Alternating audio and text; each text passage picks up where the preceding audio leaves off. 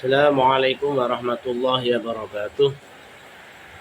Hamdan wa sholatan wa salaman wa ba'du. Alhamdulillah wa syukurillah wa la hawla wa la quwata illa billah.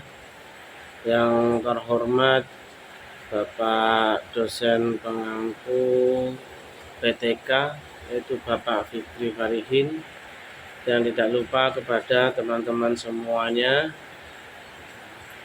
Semoga apa yang kami sampaikan ini menjadikan ilmu yang bermanfaat. Untuk tugas yang keempat ini yaitu bagaimana cara menyusun proposal PTK. Yang pertama A, yaitu pentingnya proposal penelitian. Proposal penelitian adalah gambaran secara rinci tentang proses yang akan dilakukan oleh peneliti untuk dapat memecahkan permasalahan penelitian. Secara umum, proposal penelitian merupakan pedoman yang berisi langkah-langkah yang akan diikuti peneliti untuk melakukan penelitian. Tujuan umum proposal penelitian adalah memberitahukan secara jelas tentang tujuan penelitian, siapa yang hendak ditemui, serta apa yang akan dilakukan atau dicari di lokasi penelitian. Proposal penelitian dibuat peneliti sebelum melakukan kerja lapangan. Proposal atau sering disebut juga sebagai usulan penelitian adalah suatu pernyataan tulis mengenai rencana atau rancangan kegiatan penelitian secara keseluruhan. Proposal penelitian berkaitan dengan pernyataan atas urgensi dari suatu penelitian. Penyusunan proposal mencakup beberapa prosedur, yaitu 1. Pengajuan usulan judul, yang kedua persetujuan judul, yang ketiga pembimbing ini jika perlu, yang keempat revisi atau pengesahan proposal yang telah disetujui. Dalam penyusunan proposal penelitian perlu dilakukan beberapa kegiatan pokok, yaitu 1. Mendeskripsikan dan menemukan masalah dengan berbagai metode atau cara. Yang kedua, menentukan cara pemecahan masalah dengan pendekatan strategi, media, atau kegiatan tertentu. Yang ketiga, memilih dan merumuskan masalah baik berupa pernyataan atau penyataan sesuai dengan masalah dan cara pemecahannya. Yang keempat, menetapkan tujuan pelaksanaan PTK sesuai dengan masalah yang diterapkan. Yang kelima, memilih dan menyusun perspektif, konsep, dan perbandingan yang akan mendukung dan melandasi pelaksanaan PTK. Yang keenam, menyusun siklus yang berisi rencana-rencana tindakan yang diyakini dapat memecahkan masalah yang telah dirumuskan. Yang ketujuh, menetapkan cara mengumpulkan data sekaligus menyusun instrumen yang diperlukan untuk menjaring data. Yang delapan, menetapkan dan menyusun cara analisis data. Hasil kegiatan di atas dituangkan dalam kerangka proposal terdiri 3 bagian yang ditulis tidak lebih 15 halaman khusus untuk bagian pokok. Selanjutnya, langkah-langkah penyusunan proposal PTK, yaitu yang pertama, identifikasi masalah penelitian. Guru dalam menyusun penelitian, tindakan kelas harus bertolak dari permasalahan yang terjadi di kelas, yang terdiri dari permasalahan guru maupun permasalahan siswa. Yang kedua, menentukan masalah yang esensial untuk diteliti.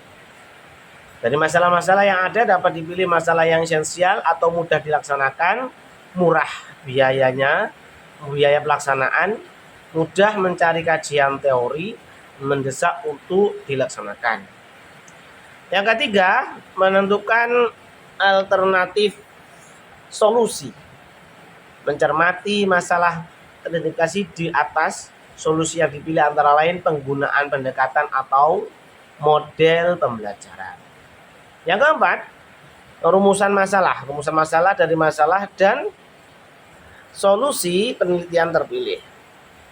Yang kelima, Menulis judul penelitian tidak tindakan kelas. Ini menentukan judul adalah langkah penting sebelum membuat proposal PTK.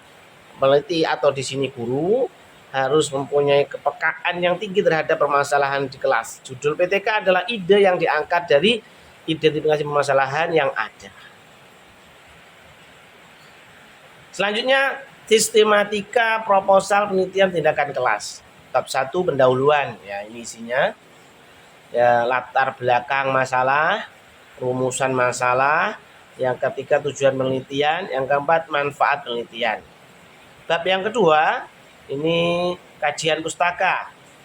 Kajian pustaka terdiri dari kajian teori, hasil penelitian yang relevan, kerangka berpikir, yang DI potensi tindakan atau ini juga ada. Yang bab ketiga, metode penelitian. Metode penelitian ini mencakup A. subjek, lokasi, dan waktu penelitian, B. tahapan atau prosedur penelitian, C. teknik pengumpulan data, dan D. instrumen penelitian 1.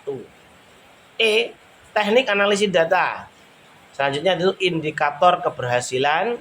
Yang G terakhir jadwal pelaksanaan. Kesimpulan dari semuanya tadi, A. pentingnya proposal penelitian. Proposal penelitian adalah gambaran secara rinci tentang proses yang akan dilakukan oleh peneliti untuk memecahkan permasalahan penelitian. Secara umum, proposal penelitian merupakan pedoman yang berisi langkah-langkah yang akan diikuti peneliti untuk melakukan penelitian. Penyusunan proposal mencakup beberapa prosedur, yaitu pengajuan usulan judul, persetujuan judul, 3 pembimbingan ini jika perlu, 4 revisi, yang kelima pengesahan proposal yang telah disetujui dalam penyusunan proposal peneliti perlu dilakukan beberapa kegiatan pokok, yaitu 1. mendiskusikan dan menemukan masalah dengan berbagai metode atau cara. Yang kedua, menentukan cara pemecahan masalah dengan pendekatan strategi media atau kiat tertentu.